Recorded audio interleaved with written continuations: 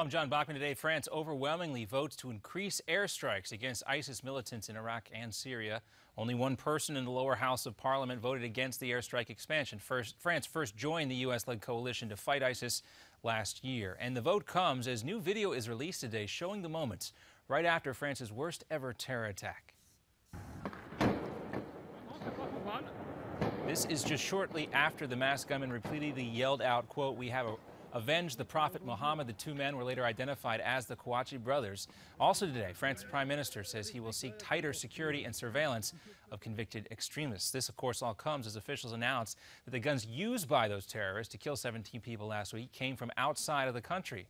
And right now, thousands of security forces have spread out across France to protect sensitive sites like Jewish schools and synagogues. Police warn that as many as 6 members of the terror cell that carried out the Paris attacks may still be at large. And in the wake of those attacks, an anti-immigrant movement is growing in Germany and elsewhere in Europe. But this is in Dresden, where about 25,000 marchers turned out at a rally. The movement calls itself Patriotic Europeans Against the Islamization of the West. Along with protesting immigrants and Islam, they also held a moment of silence for the victims of the Paris attack. And here in the U.S., President Obama met with congressional leaders today. He says he hopes that they can work together as a team. I'm hopeful that with a spirit of cooperation, putting America first, we can be in a position where at the end of this year we'll be able to look back and say we're that much better off than we were when we started the year. But, of course, the president has threatened to veto funding for the Department of Homeland Security if the GOP-led Congress tries to curb work permits for nearly 5 million illegal immigrants. His new immigration plan. Also, House Speaker John Boehner says the threats are not going to work. The goal here is to fund the Department of Homeland Security.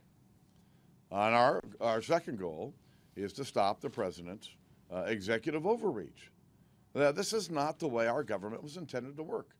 Well, documents obtained by Breitbart, Texas, say the president's new rules would make the vast majority of illegal immigrants in the U.S. immune from arrest. Meanwhile, Indonesian officials say they've successfully downloaded flight data from AirAsia Flight 8501. Starting tomorrow, investigators will analyze the data and hopefully get some answers as to what caused that plane to crash. The cockpit voice recorder was delivered to the capital of Indonesia earlier today.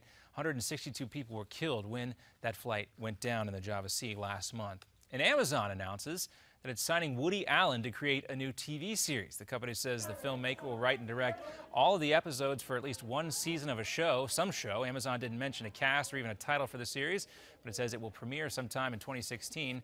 Woody Allen says he doesn't know what he's going to write about either. Stay tuned. That's your Newsmax Now update. Another one coming up for you in 30 minutes.